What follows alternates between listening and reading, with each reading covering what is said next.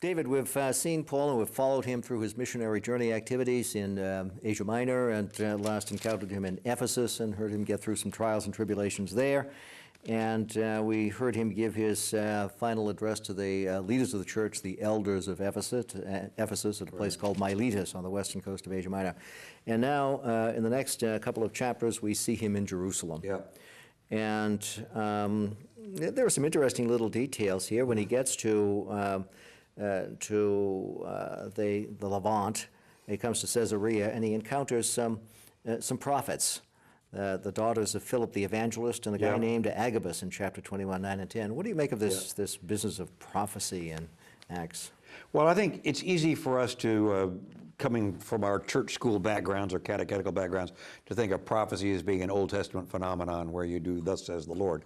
But it's clear that prophecy was alive and well in New Testament times, and that there were Christian prophets, and sometimes by the Holy Spirit and some by false spirits, would call out what they thought to be truths, some of them descriptive and some of them predicting what was yet going to happen. And I think this is a place where we still see that ongoing debate where you test the spirits. Is the Spirit of God speaking, or false prophets speaking through false spirits? And we have two examples of what look to them like complicated prophecy, though Agabus says what turns out to be true in lots of ways, which is we've seen already with the business about who Paul and Barnabas were, that they were representatives of the Most High, even though she said it for the wrong reasons.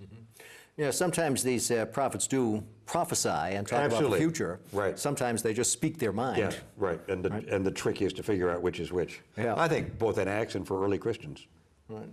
Okay, so Paul goes to Jerusalem, and but why in Acts does he come to Jerusalem? Yeah, well, it's a little tricky because here he comes to visit James, and my sense by the time you're through is that at least in the first verses of this conversation, he and James kind of go over Acts 15 again and talk about what Gentiles do and do not have to do, and we've already had that established. What's one of the places where Acts seems different to us from the Paul's letters is it's very clear in most of his letters that he intends to go to Jerusalem from the Gentiles bearing an offering, that a very important part of his sense of who he is as an apostle to the Gentiles is that he brings this offering, which is to be some kind of sign of the unity of Jews and Gentiles in the faith. And my strong suspicion is that what we have here in this trip to James is a kind of suppressed memory or suppressed account of the trip, which must have been the trip bearing this offering that just simply never mentioned, but which really dominates a great deal of Paul's own talk about why he's undertaking his mission altogether. Right. We have those two chapters of 2 Corinthians. Two chapters of 2 Corinthians dedicated to it entirely, references to it in Galatians, and at the end of Romans, it's clear that he's going to Jerusalem. Go to Jerusalem, bring the offering. Bring the offering. So what's happened? Is it become unimportant at the end of the first century? Is it the case that the Jews rejected this, that James and Peter, or whoever was there, James and John, rejected the offering? And if that's the case, does that kind of do in Luke's idea of the blessed unity of the church we've seen in chapter 15? So you suppress that and talk about a visit that doesn't face up to this awful fact that just at the time where you're stressing the unity of a church that includes Jews and Gentiles, the Gentiles send their offering and the Jews turn it down. Yeah, we don't know how Paul's visit turned out. We have no idea. Except for the fact that he got himself in some sort of trouble. Exactly. We have no idea. Right. The story that Luke tells is that Paul visits James in Jerusalem. This is in chapter 21 of Acts, and they have this conversation that you mentioned that involves discussion of circumcision. Yeah. And then James suggests something to Paul, that he undertake a vow. Can you say something about that? He suggests that Paul essentially undertake the vow that these two men are going to undertake in order to go into the temple, which is a kind of what we call a kind of Nazirite vow, that they're going to shave their heads and join in general kind of abstemiousness for the days to come. And Paul, kind of contrary to the Paul we'd expect from Galatians, says, all right, I'll take that on and I'll fulfill the vow. I suppose to show to James that he's still a loyal Jew, even though he is an apostle to the Gentiles. He has not given up his own Jewish commitments in order to be an apostle to the Gentiles, which is different than saying Gentiles have to take on these same commitments to be part of the church. Do you think that's historically accurate, or is Luke reading something into I puzzle about that. What do you think? It sounds, Paul's almost too accommodating here. Yeah. Of course, he does tell us in 1 Corinthians 9 that he's a Jew to the Jews. Yeah, he does. And so I don't think it's impossible that he might have done something like this. I agree, it's not impossible. My Paul is so feisty and reformed that, you know. Yeah.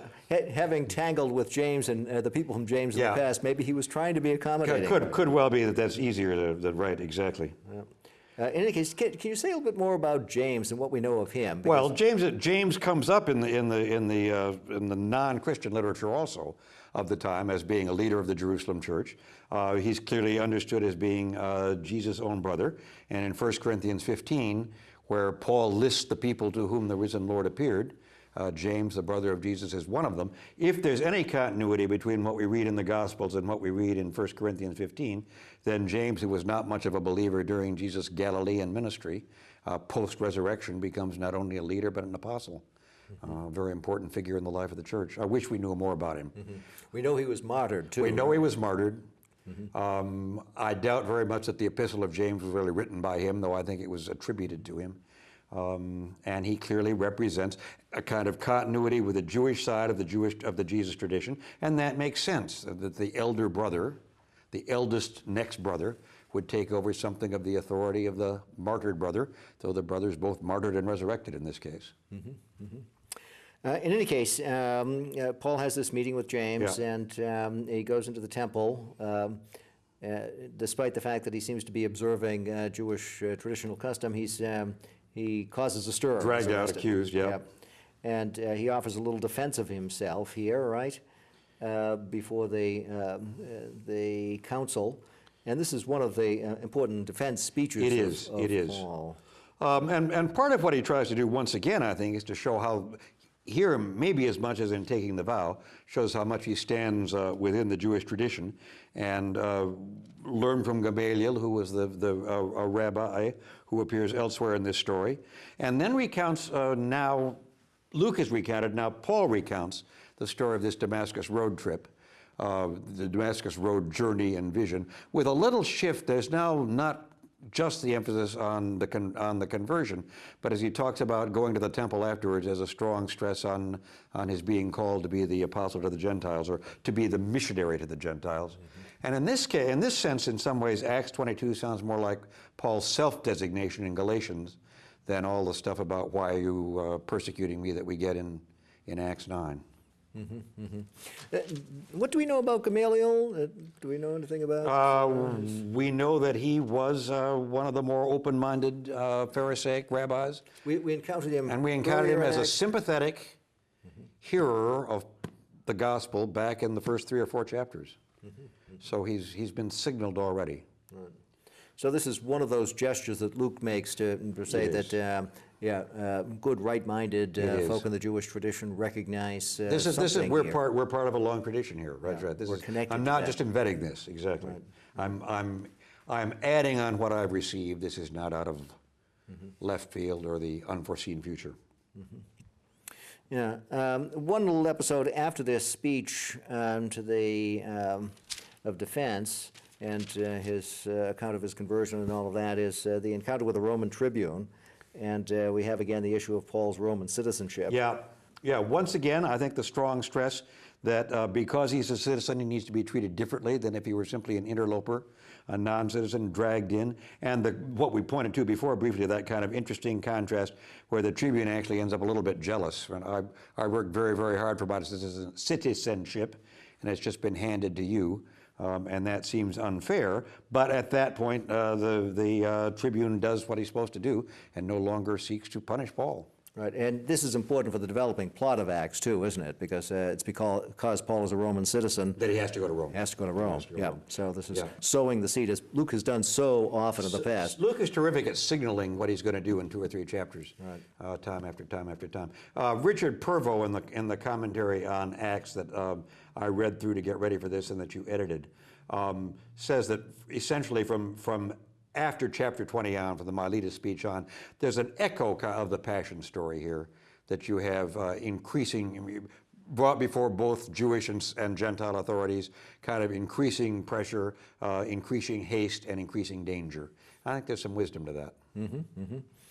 Okay, we have Paul again defending himself before the council and making an interesting little defensive move here in chapter 23, right, when he sees the council is composed of different kinds of factions. Yeah. What do you make of all of that? He chooses his team. That is, he says, I see that while there are many Democrats and Republicans among you, I myself am, and fill in the blank, and hopes to get 51 votes on his side by appealing to his party. But in fact, lots of evidence, both here and in his own writings, that he is a Pharisee, and the places where this is important here are twofold. One, that Pharisees did believe in the resurrection of the dead, and so he will claim in Acts from time to time, and maybe hint in the epistles, that as one who believes in Jesus' resurrection, he's part of a great continuity.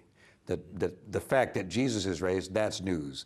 The fact that the dead will not be raised, that's not news. That's the tradition in which he's lived. And also the willingness beyond the written word of the Pentateuch to accept the idea that God gives ongoing visions and dreams, and that explains why he can be obedient to a vision here.